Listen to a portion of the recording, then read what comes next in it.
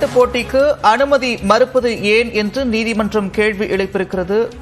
கோவில் விழாக்களில் ஒரு பகுதியாகத்தான் ஜல்லிக்கட்டு போட்டி நடத்தப்படுகிறது என்றும் நீதிபதிகள் கருத்து தெரிவித்திருக்கின்றனர். தேர்தல் நடத்தை விதிமுறைகள் அமலில் இருப்பதாக கூறி ஜல்லிக்கட்டு நடத்த அனுமதி வழங்காமல் இருப்பது ஏற்புடையது அல்ல என்றும் நீதிபதிகள் தெரிவித்திருக்கின்றனர்.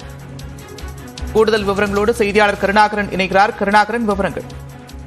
நந்தா, அதாவது சிவகங்கை மாவட்டம் தேவக்கோட்டை அருகே உள்ள கோட்டூர் கிராமத்தில் ஜல்லிக்கட்டு நடத்த அனுமதி வழங்க வேண்டும் என்று மனு தாக்கல் செய்திருந்தார். அதாவது அந்த பகுதியைச் சேர்ந்த ராஜாராம் மனு தாக்கல் செய்தார். இந்த மனு நீதிபதிகள் சுரேஷ்குமார் மற்றும் அருள் முன்பு விசாரணைக்கு வந்தது. அப்பொழுது அரசு தரப்பில் தற்பொழுது தேர்தல் நடத்தை விதிமுறை உள்ளது, சட்டம் ஒழுங்கு பிரச்சனை ஏற்படும், மேலும் இந்த கிராமம் பட்டியலில் இல்லை, எனவே தற்பொழுது அனுமதி வழங்குவது ஏற்புடையதல்ல என்று கூறினார்.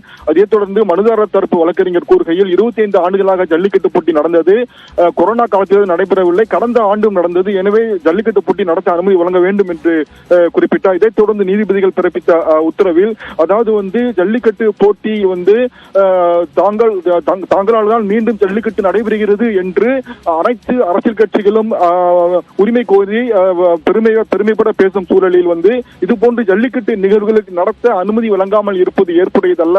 மேலும் தேர்தல் நடத்தை விதிமுறை என்பதும் சட்டம் ஒழுங்கு பிரச்சனையும் என்பதும் ஜல்லிக்கட்டு போட்டி நடத்த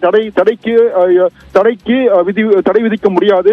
மேலும் கோவில் திருவிழாக்கள் தேர்தல் நன்னடத்தை பாதிக்காது. மதுரையில் மீனாட்சி சித்திரை திருவிழா, அழகர் ஆற்றில் இறங்கும் வைபவம் உள்ளிட்ட திருவிழாக்கள் விமர்சனம் நடைபெற உள்ளது. எனவே ஜல்லிக்கட்டு போட்டி நடத்த அனுமதி வழங்குவது குறித்து சிவகங்கை மாவட்ட ஆட்சியர் நாளைக்குள் உரிய முடிவெடுக்க வேண்டும் என்று உத்தரவிட்டார். நந்தா, நன்றி கருணாகரன், விரிவான விவரங்களுக்கு.